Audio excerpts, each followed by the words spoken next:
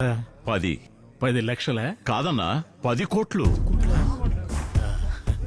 ఇలా ఎవరా ఇవ్వకుండా డబ్బు ఇచ్చినట్టు నటించి ఎంతో తెలివిగా ఎమ్మెల్యే సీటు కొట్టేశాడు. అలా ఎదిగినోడే ఈ జిఆర్. ఇదే అతని ఇల్లు. అలాగా దిగిరండి. విజయవాడ అన్ని అన్న కాంట్రాక్ట్లే. అలాగే ఎవడో చేసేది. ఒక నిమిషం మళ్ళీ చేస్తానా. జీబీ కనెక్షన్ కోసం ఎమ్మెల్యే గారిని కలవాలండి. అన్నను కలవడం కుదరదు. అన్న మీటింగ్ లో ఉన్నాడు. ఆయన తమ్ముడు కలుస్తారా? సరే కలుస్తాం. అన్న నమస్కారం. అన్న నమస్కారం. సార్ మా ఫ్రెండ్ గుంటూరు నుంచి వచ్చారు. ఇప్పుడు విజయవాడ బస్టాండ్ పక్కన ఒక బట్టల కొట్టు కడుతూ ఉన్నారు. ఆ కొట్టుకి ఈబీ కనెక్షన్ కావాలి. మీరు కాస్త మనసు పెడితే జరుగుతుంది. తెలుసు. ఆ 3 ఫ్లోర్లు వెస్ట్ ఫేసింగ్ లో ఉంది కదా. అవునండి. 1000 స్క్వేర్ ఫీట్ ఎక్కువ కట్టినట్టున్నారు. అందులో 1.25 లక్ష సమస్యలున్నాయి. ఓ 5 లక్షలు ఇవ్వండి, చూసుకుందాం. 5 లక్షల వెంటనే ఇవ్వండి సార్. కూర్చోండి. సార్, ఆ ఈబీ కనెక్షన్ ఎప్పుడు వస్తుందో చెప్తే. ఒక ఇంపార్టెంట్ మీటింగ్ లో ఉన్నాను, తర్వాత ఫోన్ చేస్తాను. ఈబీ కనెక్షన్ వచ్చేసిందా? నేను చెప్పాను కదా. చాలా థ్యాంక్స్ అన్న. ఇక మేము బయలుదేరతాం.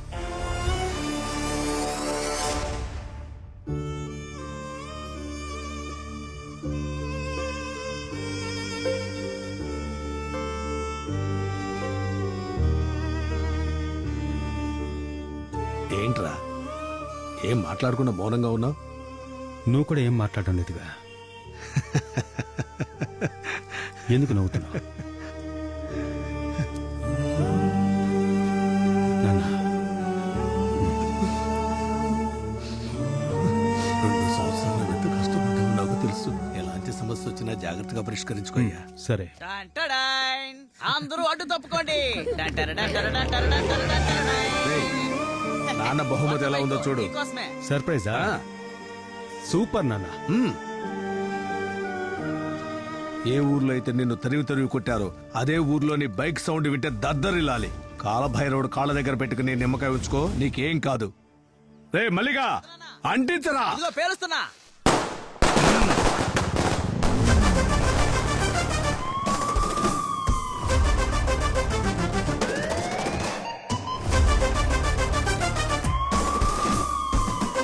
అన్న వాడు కంకిపాడు దాటాడన్నా. రే మధు, విన్నావుగా? విన్నానన్నా, రెడీగా ఉన్నాం. శేఖర్, నువ్వెక్కడున్నావు? ఆకునూరు దగ్గర లారీలో ఉన్నా. రేయ్, ఈసారి వాడు తప్పించుకోకూడదురా. అలాగేనా.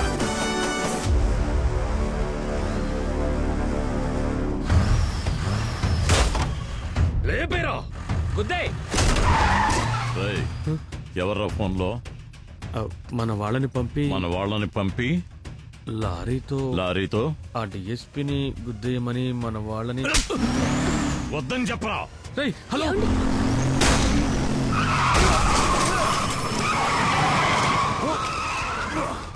లేపేశారా?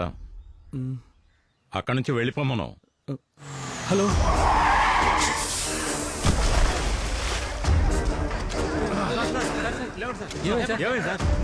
నా బైక్ చూడండి. బైక్ ఏం కాలేదు సార్. సార్ మంచినీళ్ళు తాగండి సార్. నీళ్ళేం వద్దు గానీ డబ్బులు బాగా తగిలాయా సార్? ఈ లెమన్ ని పిండి సార్. ఒక మంచి జ్యూస్ ఇవ్వు. అలాగే సార్. కాస్తుంటే ప్రాణం అయిపోయేది సార్. ఛా, ఎంత స్పీడ్లో వచ్చాడు. చర్చ్ ఉంది, స్కూల్ ఉంది, చూసుకోకుండా రావడమే. పోలీసులు చూడకుండా లేపేయడానికి ట్రై చేశారు. రౌడీజం పెరిగిపోయింది సార్. రాజకీయ అంటుందని పొగరు సార్. ఏ జన్మలో చేసుకున్న పుణ్యమో, నీకేం కాలేదు. చిన్న దెబ్బలతో పోయింది. బ్యాలెన్స్ ఇదిగోండి సార్. డబ్బేం వద్దు గానీ సార్, దానికి బదులుగా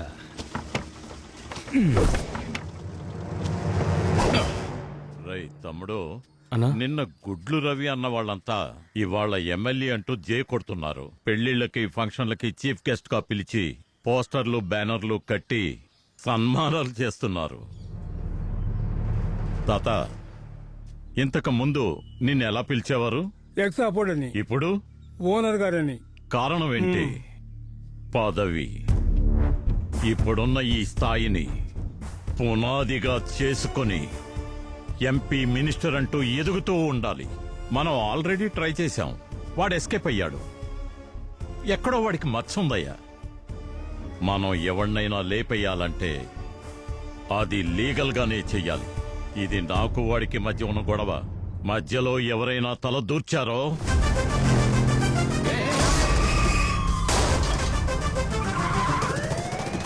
ఏంది పోలీసు అత్తగారింటికి అల్లుడు వచ్చినట్టు వచ్చావు?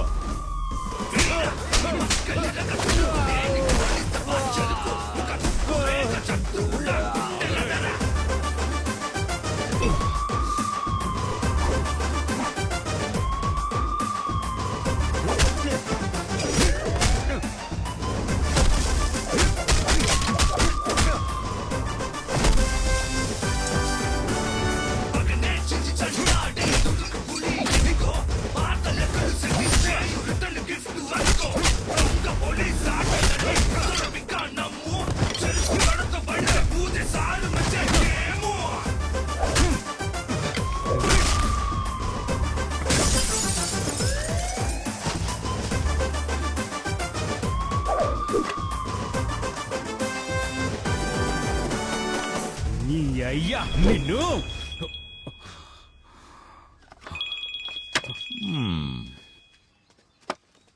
ఎక్కడున్నావయ్యా? On the way sir. MLA ఇంట్లో ఉంటూ ఏంటి ఆందివే? 3 o'clock ఆఫీస్కి వచ్చి కలు. ఓ ముఖ్యమైన విషయం మాట్లాడాలి. డిఎస్పి నాగుపాములా వచ్చి వానపాములా వెళ్తున్నావేంటి? గుడ్డు, నేనే ఒక రౌడీనయ్యుంటే ఒక కత్తి తీసుకొని నడినెత్తి నుంచి 2గా చీల్చేసేవాణ్ణి, లేదా నాటు తుపాకీతో వేసేసేవాణ్ణి. నీ టైం బాగుండి నేను పోలీస్ అయ్యాను. అదే నేను చెప్తున్నాను. అదే నేను పాత గుడ్లు రవి అయ్యుంటే నిన్నిక్కడ అడుగు పెట్టనిచ్చేవాణ్ణి కాదు. తల నరికి విజయవాడ బస్టాండ్లో వేలాడదీసేవాణ్ణి. నీ అదృష్టం బాగుంది, నేను ఎమ్మెల్యే అయ్యాను. ఇప్పుడు నువ్వు ఎమ్మెల్యేవే కదా, మగాడివైతే తప్పు చేసి చూడు. ఇప్పుడేమంటావు? ఒక తప్పు చేస్తే పోలా? ఇంకో 10 రోజుల్లో ఓ తప్పు చేస్తాను. చేతనైతే పట్టుకో, లేదంటే కాల్ చేయి. నువ్వు తప్పు చేసి చూడు. చేస్తాన్రా. చెయ్యరా ఏటే? సార్ సార్ సార్ సార్, మన మధ్య ఎందుకు సార్ గొడవ? రేపు 10 మందిలో నన్ను కలిస్తే మీరు నాకు సెల్యూట్ చేయాలి కదా. ఆ? నేను మీకు నమస్కారం చేయాలి. ఆ, వెళ్ళండి సార్. గుడ్డు. నీ ఆశ నెరవేరాలని కోరుకుంటా. థ్యాంక్స్. వెళ్ళొచ్చు.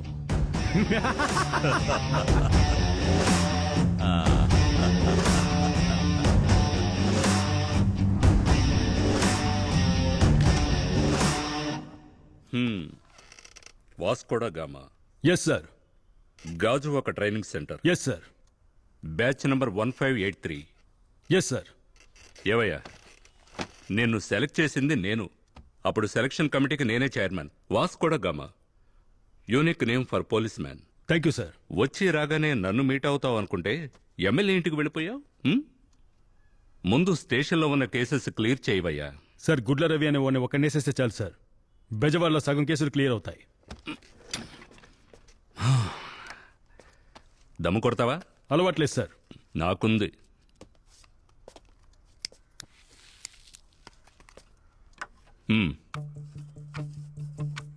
జోన్ 1 ఇందులో pickpocketing, chain snatching, alcoholic violence, తర్వాత ఫస్ట్ టైం జైలుకు వెళ్లి వచ్చిన వాళ్ళు, అంటే చిన్న చిన్న క్రైమ్స్ చేసిన వాళ్ళు ఈ జోన్ 1లోకి వస్తారు.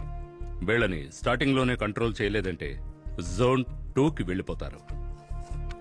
రౌడీలు, సెటిల్మెంట్ చేసేవాళ్ళు, రేపిస్టులు, political workers, etcetera etcetera list పోతూనే ఉంటుంది. జోన్ 1లో ఉన్న వాళ్ళని ఎన్కౌంటర్ చేయడం వీలు కాదు. జోన్ 2లో ఉన్న వాళ్ళని ఎన్కౌంటర్ చేయొచ్చు. అలా చేయకుండా మిస్ చేశామంటే they will enter into zone 3. ఇప్పుడు గుడ్ల రవి ఉన్న ప్లేస్ పొలిటికల్. వాణ్ణి పట్టుకుని లోపలేయాలంటే సరైన ఎవిడెన్స్ ఉండాలి. వారెంట్ లేకుండా వాణ్ణి అరెస్ట్ చేయడం వీలు కాదు. 1,00,000 ఫార్మాలిటీస్ ఉంటాయి. ఈ కొంగుంది చూసావు, ఇది డైలీ నాకు కథ చెప్తూ ఉంటుంది. కొంగ ఎంతో సహనంగా ఎదురు చూస్తుంది. ఎర దగ్గరకు రాగానే ఆలస్యం చేయకుండా అటాక్ చేస్తుంది. అర్థమైందిగా? తెలుసు సార్. కొంగ ఎలా తన ఎర కోసం ఒంటికాలి మీద నిలబడి ఎదురు చూస్తూ అది రాగానే కదలకుండా మెదలకుండా గురి తప్పకుండా పట్టి ఎలా మింగుతుందో అదే విధంగా నేను కూడా వాణ్ణి పట్టి వాడి అంతు చూస్తాను సార్.